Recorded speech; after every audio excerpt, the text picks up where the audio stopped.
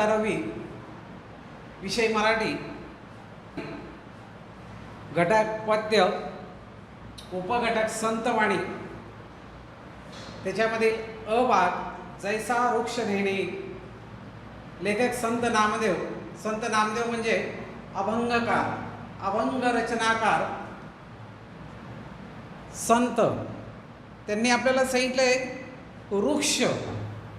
वृक्षाविषयी माहिती सांगितलेली।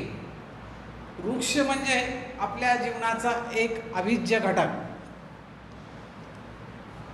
की जैसे वृक्ष जर नसेल तर मानवी जीवनच नाही। वृक्षाला किती महत्त्व आहे, तो सजीव आहे, एका जागी राहतो, पण तो मानवाला सर्व काही देतो। तुम्ही त्याला तोडा मोडा काही म्हणणार नाही, पूजा करा, अर्चना करा, आरती करा, तरी तो तुम्हाला काही बोलणार नाही, फक्त तो तुम्हाला देत राहील। म्हणून एक संतांनी म्हटलंय वृक्षवल्ली आम्हा सोयरे। वृक्ष हे आम्हाला सगळे सोयऱ्यांसारखे आहेत। लेखकाविषयी माहिती बघूया। संत नामदेव 1270 ते 1350 वारकरी संप्रदायातील संत कवी संत नामदेवांची अभंग रचना अतिशय उत्कृष्ट असून त्यांच्या अभंगाची भाषा सुबोध सरळ आणि साधी आहे। संत नामदेवांनी हिंदीतसुद्धा रचना केलेल्या आहेत। त्या पंजाबमध्ये आज पण भागवत पताकाचा धर्माचा एक मोठा पताका फडकवत आहे। सिखांच्या गुरु ग्रंथ साहेब या ग्रंथामध्ये त्यांची एकूण 61 वचने कवने समाविष्ट करण्यात आलेली आहे।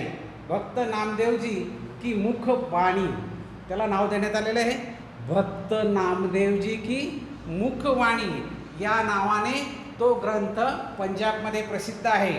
नामदेवांची अभंगगाथा पुस्तक रूपाने 1892 मध्ये प्रथम लोकांसमोर आली आणि प्रस्तुत अभंगामध्ये संतांनी वृक्षाची उपमा देऊन त्यांची महती सांगितलेली आहे। महती म्हणजे महत्त्व। आता कविता सुरू होण्याच्या पूर्वी मी फळ्यावर काही शब्दार्थ लिहिलेले आहेत। विद्यार्थी मित्रांनो इकडे लक्ष द्या। आपले वही काढायची आहे, हे शब्दार्थ लिहायचे आहेत। अगोदर कविता समजून घ्यायची आहे की मी शब्द लिहिले, या याच्यात येणारे शब्द जैसा जसा, वृक्ष झाड, नेणे जाणत नाही, मान सन्मान, गौरव करणे, अपमान अवमान, जैसे जसे, सज्जन संत, वर्ताती वर्तन करतात, चित्ती मनात चित्त मन, मनामध्ये तया त्यांना, अथवा किंवा, निंदा नालास्ती, श्रुती प्रशंसा, सम समान, धैर्यवंत हिम्मतवान, भेटी गाठभेटी, जीव प्राण, शिव परब्रह्म, हे शब्द या कवितेमध्ये आलेले आहेत। मी तुम्हाला कवितेचा पहिला पॅरेग्राफ हा वाचून दाखवतो आणि मग त्याचं स्पष्टीकरण, त्या कवितेमध्ये आलेला भावार्थ, कवीने आपल्याला काय सांगितलेलं आहे, कशाबद्दल सांगितलेलं आहे, हे मी तुम्हाला सांगतो। पुस्तकात लक्ष द्या विद्यार्थी मित्रांनो। जैसे वृक्ष नेणे मान अपमान, तैसे ते सज्जन वर्ताती।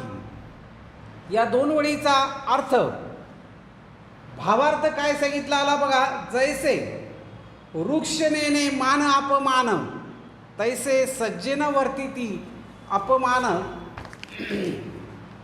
संतांची महती वर्णन करताना लेखकाने किंवा संतांनी, संत नामदेव म्हणतात, ज्याप्रमाणे वृक्षाला, वृक्ष म्हणजे झाड, मान नाही, अपमान नाही, काहीच वाटत नाही, मानापानाचा तो विचार देखील करू शकत नाही, त्याप्रमाणे त्या वृक्षाप्रमाणे संतांचे किंवा सज्जनांचे वर्तन असते।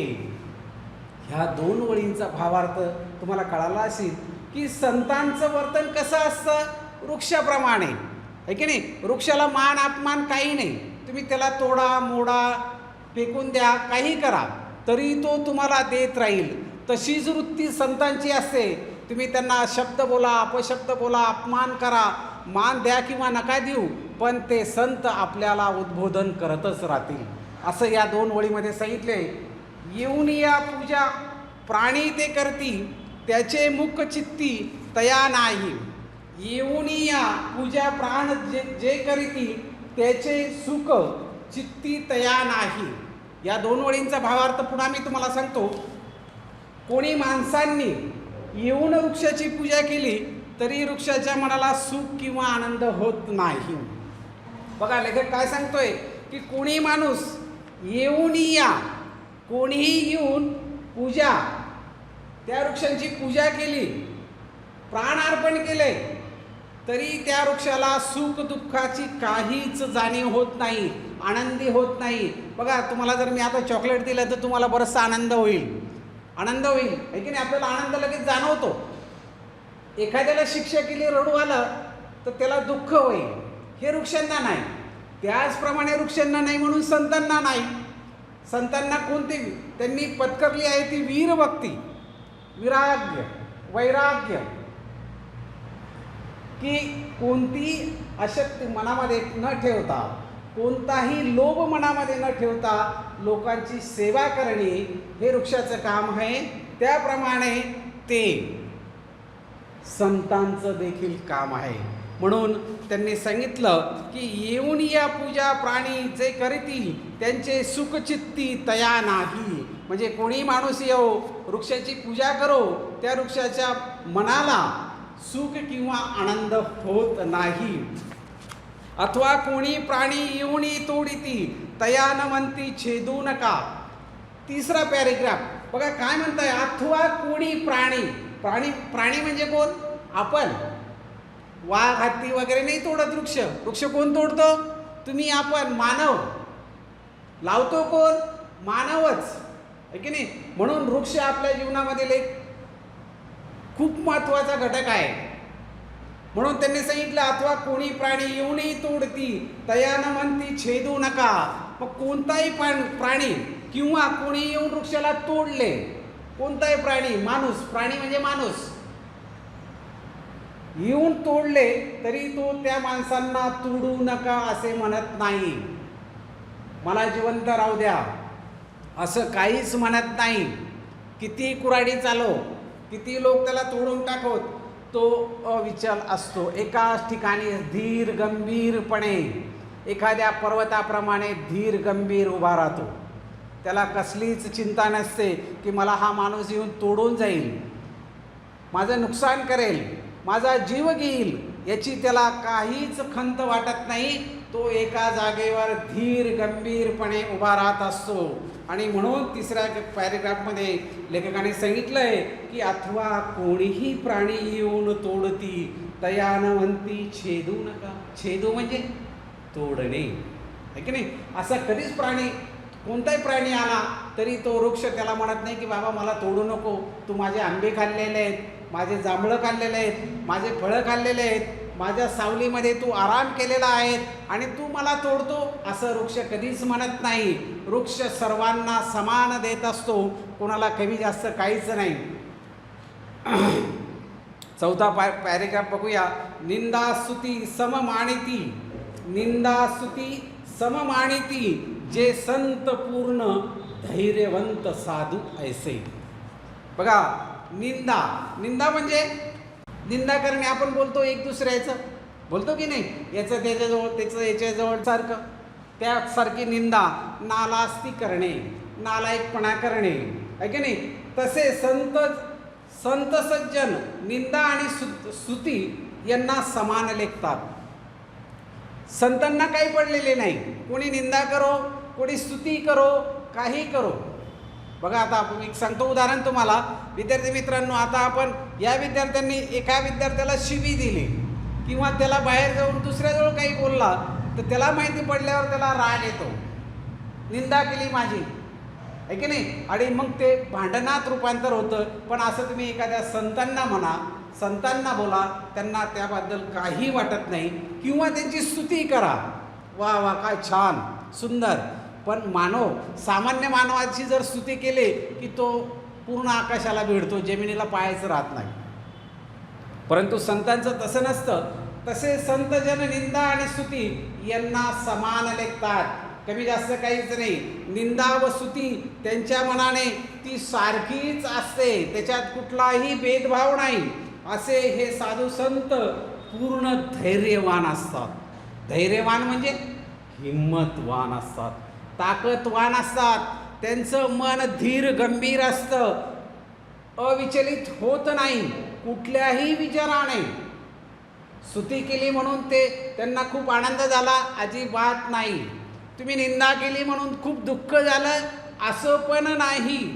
म्हणून ते स्तुती आणि निंदा यांना सारखे मानतात. असे हे साधू संत पूर्णतः धैर्यवान आणि हिम्मतवान असतात. निश्चल असतात. निश्चल म्हणजे एखाद्या पर्वतासारखे धीर गंभीर, वटवृक्षासारखे. काहीच कुठल्याच गोष्टीचा त्यांच्यावर परिणाम होत नाही. निंदा स्तुतीने त्यांचे मन विचलित होत नाही, इतकं मन धीर गंभीर असतं. आहे की नाही? आपण एखाद्याला शिवी दिली, लगेच त्याला ताबडतोब राग येतो, तो धीर गंभीर असतो का? नाही. पण तुम्ही एखाद्या संताला बघा, अपशब्द बोलून तो धीर गंभीरपणे तुम्हाला बोलवेल, तुम्हाला समजवेल, सांगेल. हे सोडा, तुम्ही स्तुती केली पुन्हा ते आनंदित होतील असं काही नाही, तुम्हाला जवळ बोलतील, प्रसाद देतील असं पण नाही. म्हणून ते धीर गंभीर असतात आणि या स्तुती आणि निंदाने ते विचलित होत नाही. मग शेवटच्या पॅरेग्राफमध्ये लेखक काय म्हणतात? नामा म्हणे. नामा म्हणजे संत नामदेव. नामा म्हणजे संत नामदेव म्हणे, ज्याची खरी होय भेटी तरी जीवाशिवा गाठी पडुनी जाय. मग नामा म्हणे, ज्याची जरी होय भेटी तरी शिवा जीवा गाठी पडुनी जाय. आणि संत नामदेव म्हणतात, काय म्हणतात? अशा संतांची जेव्हा आपली गाठ भेट होते तेव्हा साक्षात जीवाशिवाची, शिवा म्हणजे परमेश्वर, महादेव, या विश्वाचा सर्व काही करता, आपल्या जीवाचा शिवा, आपल्या जीवाचं रक्षण करणारा, त्याला जीवाशिवाची गाठ पडते असं संत नामदेवांनी म्हटले. की संत, अशा महान संतांची आपल्या जीवनामध्ये गाठ पडते, भेट होते, त्यांचं मार्गदर्शन आपल्याला मिळतं. त्यावेळेस आपलं जीवन हे सत्कर्मी, सत्मार्गावर चालत असतं, लागतं. आणि संतांच्या भेटीमुळे प्रत्यक्ष परब्रह्म भेटीचे सुख लागत असते. परब्रह्म, शिव म्हणजे ब्रह्म, ईश्वर, आहे की नाही? ईश्वर. आणि असे संत भेटल्यानंतर देव तर आहे की नाही आहे हा वादविवाद आहे, आपल्याला त्याशी काही करायचं नाही. कोणीतरी विद्यार्थी म्हणेल की सर देव आहे, कोणी म्हणेल नाही आहे. हा भाग वेगळा आहे, आपल्याला त्याशी काही घेणं देणं नाही. पण देव कुणात आहे? माणसांमध्ये, संतांमध्ये, आहे की नाही? तर साक्षात